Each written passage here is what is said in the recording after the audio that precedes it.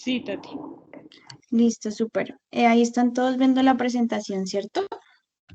Sí, Tati. Bueno, entonces, primero que todo, buenas noches. Ya, gracias Nati por la presentación. Mi nombre es Tatiana Vargas, soy interna de la Universidad de La Sabana. La charla del día de hoy es Maduración de la Vida Visual. Un agradecimiento especial a la doctora Manuela Franco, que fue la tutora y guía durante el desarrollo de esta presentación. Entonces, esta fue la bibliografía en la que me basé principalmente en este libro de pediatría, oftalmología pediátrica y estrabismo de David Taylor, en las guías de oftalmología pediátrica y estrabismo de la de la Academia Americana de Oftalmología y en el libro de embriología médica de Lackman. ¿Qué vamos a hablar el día de hoy? Entonces, de manera general, vamos a hacer un repaso sobre el desarrollo de las estructuras del sistema visual. Vamos a hablar cómo sería el desarrollo visual normal. Después hablaremos un poco de la visión binocular y de la visión a color, para finalmente terminar hablando de tres patologías muy específicamente y muy brevemente que encontraremos cuando hay un desarrollo visual anormal. Entonces, las vías visuales y el desarrollo es un sistema, el sistema visual de la persona va a estar basado o va a poderse desarrollar mediante las experiencias visuales que vamos a ir viviendo. Este sistema visual requiere la colaboración de muchas estructuras, desde el ojo hasta la corteza cerebral, y los componentes van a ir madurando de forma paralela. Esto va a ser va a poder llevarse a cabo mediante unas señales moleculares que vamos a llamar circuitos neuronales. Estos circuitos van a estar programados y nos van a permitir llevar o seguir un plano innato de desarrollo. Eso hablando de la parte natural. Ahora, el otro componente que permite que se desarrolle este sistema visual es la crianza. Y la crianza va a ser la actividad por estimulación visual que vamos a generar en la persona. El individuo, por eso es tan importante que desde el momento que nazca se identifique que tiene una alteración de estas vías y que se estimule mediante las diferentes experiencias, porque al ser tan vulnerable, este sistema visual se puede ver alterado muy fácilmente. El desarrollo embriológico del ojo, entonces, tenemos que los ojos se diferencian temprano de la placa neural y primero van a aparecer como las fosas ópticas, aproximadamente en la cuarta o quinta semana de gestación. Luego, esto se extienden desde el tubo neural y forman lo que son las vesículas ópticas. Esas bolsas esféricas se van a invaginar y van a formar lo que conocemos como copas ópticas. Y estas copas ópticas van a estar unidas al prosencéfalo por los tallos y estos son los que se van a convertir en el nervio óptico.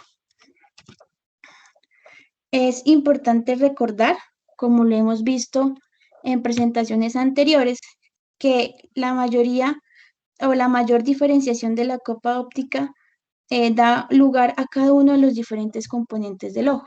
Aquí tenemos por lo menos que del ectodermo superficial sale cristalina y córnea, del mesodermo paraxial sale la vasculatura y la esclerótica, y del ectodermo neural sale lo que es retina, epitelio pigmentado y el nervio óptico.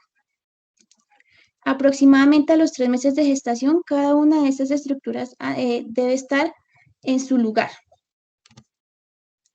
Esta es una tabla en donde nos dice, teniendo en cuenta la edad gestacional, qué desarrollo podemos encontrar. Entonces tenemos, por ejemplo, que a los 22 días de gestación está o empieza a aparecer lo que es el primordio óptico.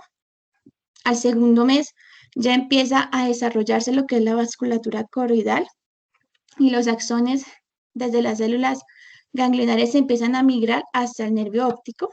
En el cuarto mes empieza a aparecer el canal de Schlemm En el mes 5 ya empieza a haber un desarrollo del segmento interno de lo que son los fotorreceptores. En el octavo mes ya empieza a desarrollarse el esfínter del iris y ya hay una mielinización completa del nervio óptico hasta la lámina cribosa. El desarrollo de la retina inicia con las células ganglionares. Estas van a ser las primeras que se van a desarrollar. Aquí en la parte inferior vemos una gráfica en donde nos muestra las diferentes células y en el eje horizontal, en el eje Y, vemos pues en qué días empieza a aparecer o a desarrollarse cada célula. Inicia con las células ganglionares, luego viene en una fase superpuesta las células horizontales, luego los conos, las células amacrinas, los bastones, las células bipolares y por último las células de Müller. La fobia va a ser inmadura al nacimiento y dura aproximadamente de 6 a 8 meses así después del parto. Y los fotorreceptores claramente comparados con el adulto pues van a estar reducidos. Las células ganglionares y los fotorreceptores nos van a formar algo que llamamos la capa de fibra de Henle, que va a consistir en una conexión entre los pedículos de los conos y los cuerpos ciliares.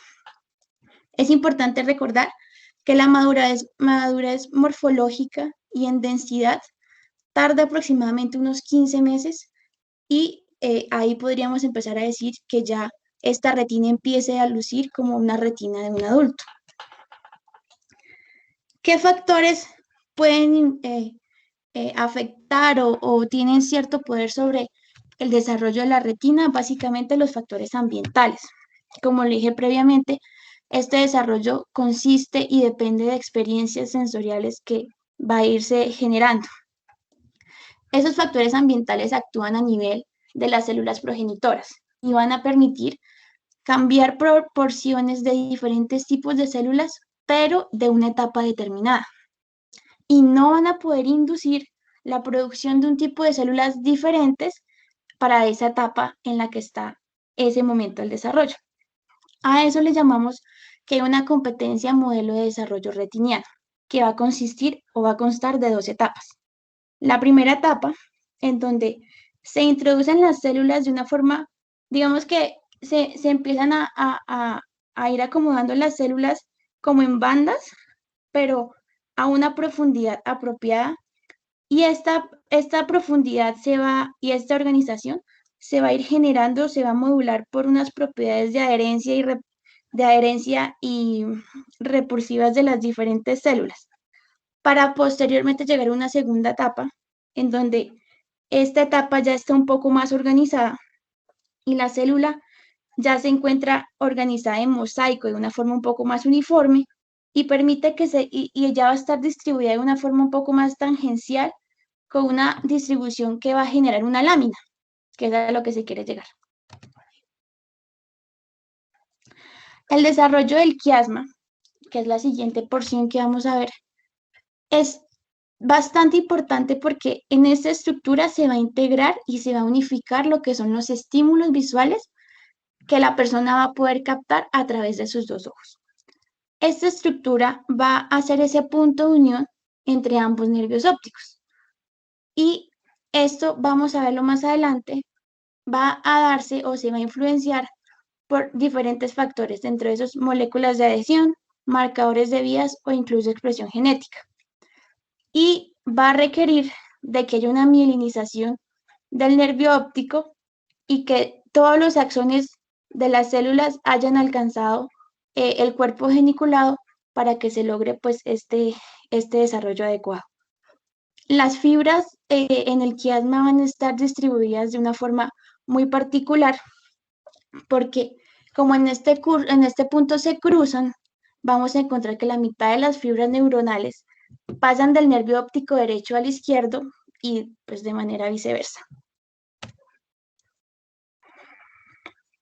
Bueno, el desarrollo normal de la visión, el ideal es el recién nacido, pues el recién nacido, el neonato nace y él ya va a poder ver, pero la idea es que él empiece a discriminar e imitar a medida que pasa y va creciendo.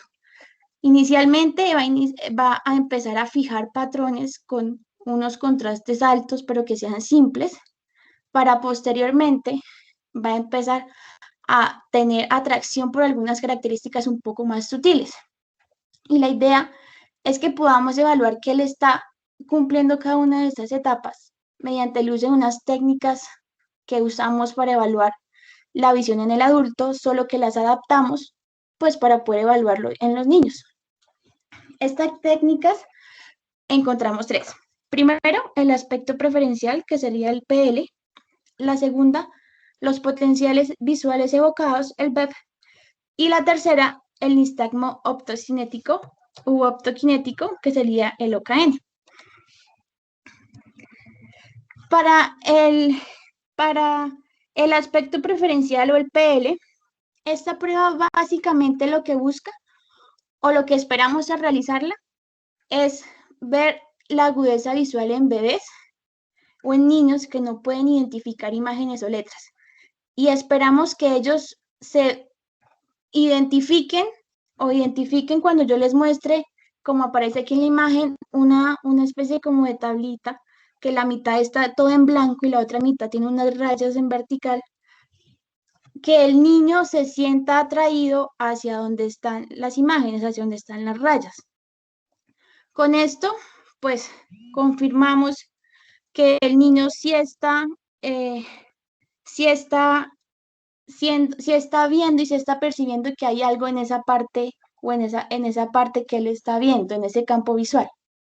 El siguiente, que es el nistagmo optoquinético, en donde existe un nistagmo que es fisiológico y que la idea es que el niño siga los dibujos que vemos en el tambor de mano izquierda, de mano derecha, perdón, el de los muñequitos, siga el objeto con sus ojos y que cuando se deje de ver el objeto, pues el niño vuelva, lleve el ojo otra vez hasta donde aparece nuevamente el nuevo objeto y de esa forma pues se vea el movimiento lento en la dirección del movimiento del objeto.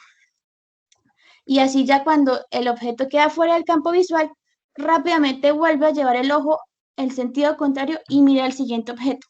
Y así confirmamos que está presente ese nistagmus y que está viendo un objeto.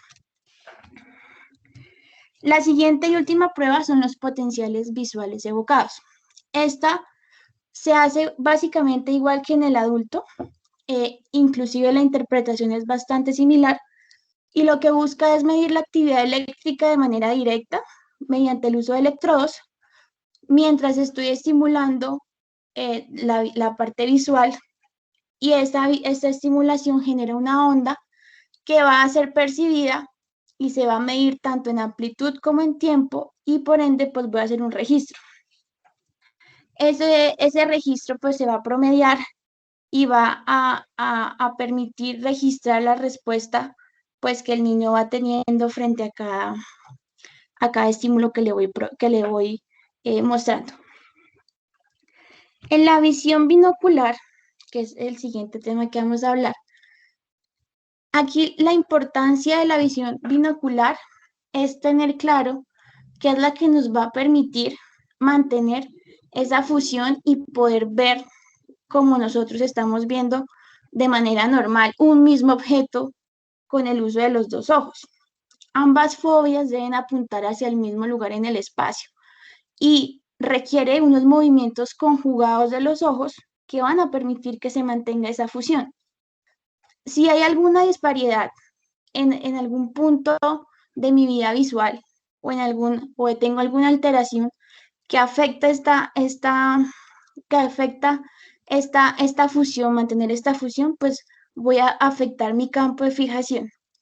Y aquí es importante que tengamos unos ejes visuales que crucen sobre el mismo punto de fijación y que haya una correspondencia adecuada a nivel de la retina.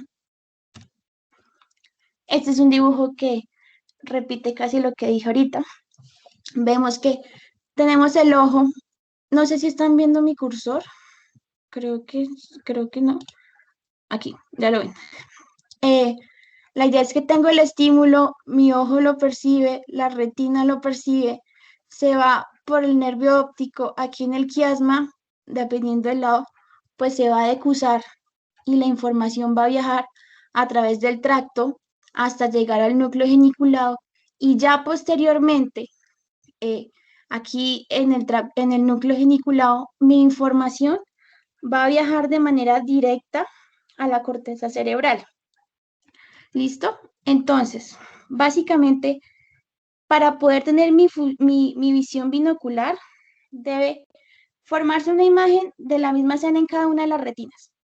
Y después la luz va a estimular mis fotorreceptores que van a dar lugar a esos impulsos que van a viajar de cada ojo hasta la parte de la corteza cerebral.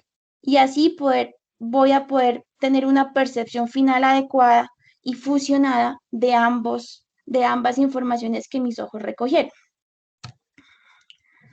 Ahora, tenemos en la visión binocular la estereopsis, que es el resultado de un cálculo neuronal. ¿Y en qué consiste esto? Básicamente es partir de dos imágenes que son un poco diferentes la una de la otra, pero en el mundo, digamos que dibujado, en el mundo, digamos que físico, pero que cuando se proyectan en mis retinas, mi ojo y mi cerebro van a ser capaces de acomodarla y como de recomponerla y van a sacar una imagen tridimensional que yo voy a percibir. Esta habilidad el niño la va a poder adquirir y la va a ir agudizando a medida que se va estimulando y alrededor de los 24 meses, que digamos que es la etapa en la que él va a empezar a caminar, a coger cosas. Entonces tiene mucha coherencia con el estímulo que el niño va recibiendo. También hay unos factores que hacen que esta visión binocular se empiece a desarrollar, como lo es el aumento de la distancia interocular y el desarrollo de las vías visuales centrales. El niño claramente de primeras o no va a poderlas ver igual de nítidas que nosotros, pero va a haber una imagen que es un poco robusta, un poco grosa, pero que se puede ir mejorando con la estimulación. Y esta visión binocular y esta estereopsis la vamos a evaluar con el test de Titmus, que yo creo que lo conocen también como el test de la mosca. Ahora hablando un poquitico de la visión a color, ya en la charla previa de retina se habló un poco, pero para repasar o retomar, esta visión cromática consiste en un sistema de tres colores primarios, rojo, verde y azul, en donde vamos a encontrar tres tipos de células que son, o sea, los conos de tres tipos, verde, rojo y azul. Cada cono tiene una longitud de onda específica y esa longitud de onda específica va a ser una longitud que va a ser una luz visible para nosotros y que va a permitir que cuando entre mi estímulo luminoso, esa célula se me despolarice y me refleje ese estímulo que estoy recibiendo. Entonces el color va a depender de la longitud de onda, la energía luminosa incidente y del estado del ojo como tal, de cómo se percibe. Cada fotorreceptor pues tiene un pigmento característico y absorbe una luz distinta. Entonces el rojo va a hacer una longitud de onda larga, el verde una longitud de onda media y el azul una longitud de onda corta. Aquí tenemos una imagen que nos muestra por lo menos los tres tipos de longitud de los tres colores de los conos y en las líneas así verticales vemos que hay azul, verde, amarillo y naranja y las diferentes longitudes de onda que se estimularían para yo recibir esa imagen, procesarla y que llegue a mi corteza y yo la vea de ese color que dice ahí. Entonces, si veo una luz naranja, llega un estímulo aproximadamente de una longitud de 580 y cuando llega y hace todo este proceso de mi vía visual, en mi corteza va a reflejarse el color naranja. Ahora, eso es la parte como el desarrollo normal y lo que esperamos que vaya pasando. Vamos a hablar ahora de tres patologías muy frecuentes que ocurren cuando hay una alteración en el desarrollo o en la maduración de la vía visual. La primera es la ambliopía, que consiste en tener una agudeza visual por debajo de lo esperado, pero, y aquí es muy importante, el ojo no está lesionado de manera orgánica. Es decir, mi ojo va a estar bien, mi vía visual va a estar bien. ¿Cuál es el problema? Hay una falla en el desarrollo neural en mi sistema que está inmaduro. Y puede generarse entre varias cosas por estrabismo, por un error refractivo o por una deprivación visual. Eh, esta enfermedad tiene una prevalencia aproximada de 2 al 4% y es una de las causas más comunes de discapacidad visual unilateral en los menores de 60 años. Y si soy prematuro, tengo un retraso en el desarrollo o tengo un antecedente familiar, pues mi riesgo de sufrir esta enfermedad pues aumenta. También es conocida como ojo vago u ojo perezoso y pues básicamente es eso. No veo muy bien, pero no es porque mi ojo no esté bien o tenga alguna alteración morfológica o no se me haya desarrollado algo. Es simplemente que no estimulé lo suficiente o mi ojo no está viendo como debería ver igual de nítido porque hay algo que no dejó que él se estimulara bien y captara los estímulos de manera adecuada. Hablaban de la ambliopía fisiológica y decían que hay unos periodos críticos en el desarrollo postnatal temprano y en estos periodos críticos nuestros circuitos neuronales tienen mucha más sensibilidad a los estímulos ambientales y como es algo que depende de experiencias sensoriales, pues la idea es que el niño a medida que se vaya estimulando, pues vaya mejorando su desarrollo, porque tenemos una ventaja y es la plasticidad temprana a nivel cerebral del niño. Porque puede haber una entrada anómala, puede haber una entrada anómala relacionada por una privación visual, por un estrabismo o simplemente porque se vea borroso o algún problema refractivo, entre los cuales se mencionan la anisometropía y la isometropía. Entonces, con la experiencia visual anómala a los principios de la vida, las células de la corteza empiezan a perder esa capacidad de responder a los estímulos, ya sea de uno o de los dos ojos. Y esas células van a permanecer sensibles, van a empezar a mostrar un poco como de deficiencias a nivel de la función, pero esas deficiencias funcionales van a ser bastante significativas y va a empezar a afectar esos campos receptivos y van a empezar a crecer esas deficiencias hasta que las deficiencias de la corteza visual van a poder como empezar a, a tener problemas para reconocer todo el contexto de lo que la persona está viendo. Y a eso se le llama fenómeno del hacinamiento, en donde los optotipos son más fáciles de reconocer cuando están de manera aislada que cuando están rodeados de formas similares o de otro conjunto de formas. Entonces, esas neuronas que van a estar dentro del cuerpo geniculado lateral también van a estar alteradas, pero pues mi retina en la ambliopía pues va a estar normal. Sino el problema no es de la retina, sino de la identificación o de poder seleccionar y poder identificar la escena que estoy viendo. La ambliopía se clasifica o tiene varias clasificaciones, dentro de las cuales hablan de una ambliopía estrábica, una ambliopía refractiva, una ambliopía anisometrópica, una ambliopía isoametrópica y una ambliopía de deprivación visual. Pero la ambliopía principalmente es un defecto en la visión central en el que el campo visual periférico suele ser normal. ¿Y cuál es la solución para, en general, el tipo de la ambliopía? Pues primero, eliminar cualquier obstrucción del eje visual que impida que yo reciba el estímulo adecuadamente. Segundo, que yo pueda corregir cualquier error refractivo que sea significativo y que impida que ese estímulo llegue adecuadamente.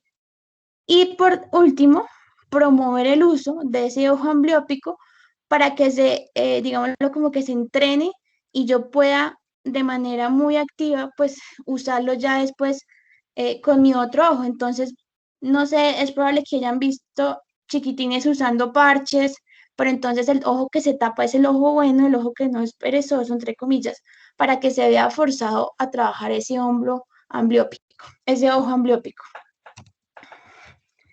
Bueno, la segunda patología de la que vamos a hablar es el estrabismo, que consiste en ejes ópticos desalineados y puede ser por causas motoras o por causas sensoriales. ¿Qué ejes ópticos se pueden alterar? Entonces podemos tener unos ejes esotrópicos o cruzados, unos ejes exotrópicos o divergentes y unos ejes hiper o hipotrópicos, que es decir, que hay no están alineados en el plano vertical. Se nace usualmente con una exodesviación que es leve, teniendo en cuenta las posiciones anatómicas de las órbitas que van a ser un poco divergentes, pero pues esto se supone que va mejorando con la edad y con el estímulo y a medida que el bebé va creciendo. Y del 1 al 2% no van a desarrollar la función binocular y adquieren un estrabismo, que posteriormente, en la mayoría de los casos, va a requerir manejo quirúrgico.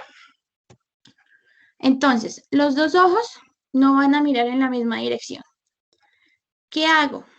Pues mi cuerpo, mi cerebro, aprende a suprimir esos impulsos visuales de mi ojo que está desviado porque no lo estoy recibiendo bien. Técnicamente lo borro y hago una supresión que se va a ver reflejada en un deterioro de mi agudeza visual de ese ojo estrábico. ¿Listo? Entonces, por eso es la importancia de la detección temprana de esto. ¿Cómo lo vamos a detectar? Hay dos opciones. Está el test de Hirschbeck y está el cover test. Entonces, ahorita voy a mostrar una foto sobre eso, pero lo más importante es que, pues, las personas con estrabismo, los chiquitines con estrabismo aprenden a hacer esa supresión de esos impulsos y pues en realidad le generan otra patología pues que ya es ese deterioro de la agudeza visual. Entonces es algo que es necesario identificar para evitar que pues que él haga este deterioro. Aquí entonces tenemos a mano izquierda en qué consiste el test de Hirschbeck. Yo creo que ya todos lo conocemos. Buscamos con una linterna o con una luz generar un reflejo pupilar en donde veamos que si los dos punticos blancos que simulan la luz del estímulo que estoy generando están alineados en el centro de la pupila, estamos hablando de que están los ejes bien, no están desviados, un ojo normal. En el de abajo vemos que la lucecita, el reflejo de la luz se desvía un poco y hablamos aquí ya de una esotropía izquierda. Entonces, por cada milímetro que se me va corriendo, este reflejo, ya sea hacia los lados o hacia arriba o hacia abajo, vamos hablando de que cada milímetro son 7 grados de desviación que va teniendo mi paciente. Ese es uno. Y el otro, que es el cover test, que lo que busca es básicamente que el niño fije la mirada en un objeto que está aproximadamente a 40 centímetros. Y le vamos a tapar un ojo con un oclusor. Y la idea es que vayamos viendo el otro ojo cómo se va comportando. Y le vamos mostrando un objeto para que él tenga que fijar o no el ojo. Y vamos viendo si durante la oclusión y la desoclusión del ojo, el otro ojo que no está tapado empieza a moverse o no. Y si corrige o no. Entonces, si se destapa el ojo y se mueve para enfocar lo que estoy diciéndole al niño que mire, el test va a ser positivo. O si por lo menos se cambia de posición el ojo cuando le estoy tapando el otro ojo al paciente, también se mueve, pues también es un test positivo. ¿Qué tratamientos tenemos para el estrabismo? Principalmente son 3. La corrección óptica, el manejo quirúrgico y la toxina botulínica. Sin embargo, la mayoría suelen requerir de manejo quirúrgico y en gran proporción también se utiliza mucho la corrección óptica con el uso de gafas. Y el último trastorno, la última patología, de la que vamos a hablar es la anisometropía, que es una diferencia interocular entre el flujo refractivo. Y esto sale como resultado de una diferencia en el tamaño o forma de los ojos. A diferencia de la ambliopía, aquí ya la parte morfológica de mi globo ocular de mi ojo está alterada, ya sea en tamaño o por la forma. Si yo encuentro una desigualdad mayor de 2 dioptrías, hablamos que es potencialmente ambliogénica. Y usualmente, pues se acompaña de estrabismo, y la mayoría de estas anisometropías, perdón, van a requerir el uso de gafas o lentes de contactos, pues porque, como veremos en la siguiente charla de efectos refractivos, pues ya hay una alteración morfológica que por ende no solamente va a afectar la forma en la que yo recibo mi estímulo visual, sino también en cómo mi retina y cómo mi ojo ubica ese estímulo. ¿Listo? Y dentro de las anisometropías encontramos algo que se llama aniseiconía, en donde aquí hay una diferencia relativa en el tamaño y o la forma en que la imagen entra a mi retina. Este sistema visual va a tratar de compensar un poco esas diferencias que van a estar asociadas a esa anisometropía, y entonces el paciente va a empezar a referir síntomas como cansancio ocular, una diplopia, y a veces también eh, pueden llegar estas dos patologías a aparecer o a conducir a una ambliopía, pues porque el paciente sencillamente va a estar con su ojo agotado y no va a querer, pues como no va a poder usarlo adecuadamente porque su estímulo no va a llegar bien. Y ya, esta sería la charla. Muchas gracias para todos por asistencia.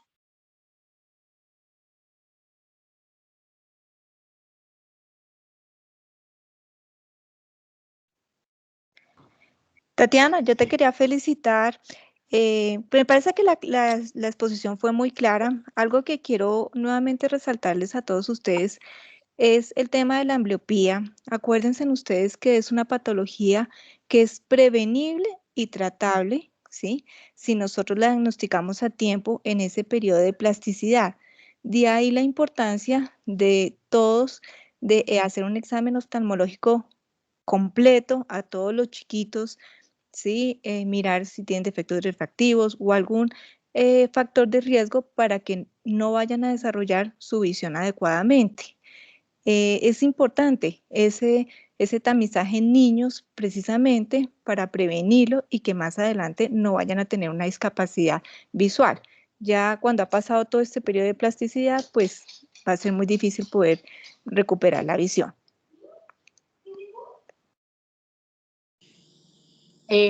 Hola, bueno, Tatiana, sí, muy interesante tu charla. Hay una cosa que quisiera agregar en cuanto a cuando hacemos el test de Hirschberg. Es muy importante que no solamente se debe evaluar el reflejo corneal, sino hacerlo sobre el reflejo rojo, siempre. El test de Hirschberg tengo que hacerlo, mirar que el reflejo rojo esté centrado, simétrico, y ahí sobre el reflejo rojo centrar el reflejo corneal primero.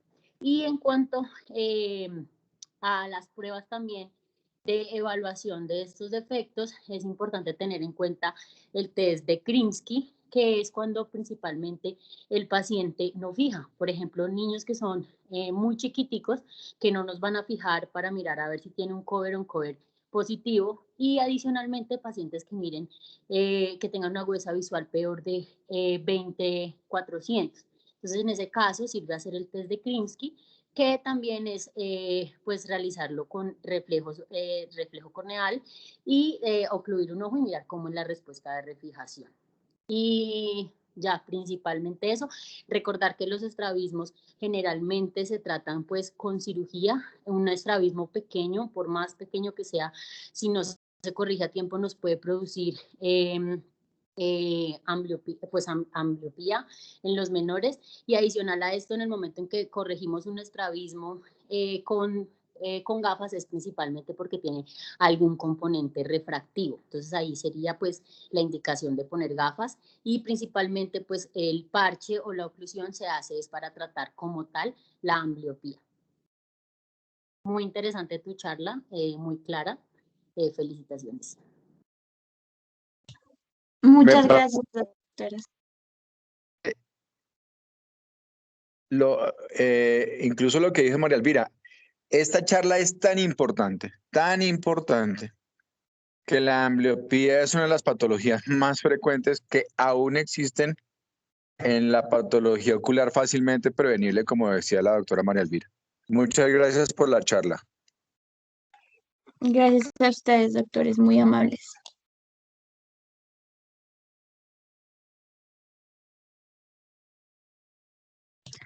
Bueno, muchas gracias a todos por participar, por la asistencia. Espero la charla haya sido del gusto para todos. Igual la charla queda grabada por internet en YouTube, en nuestro canal. Y les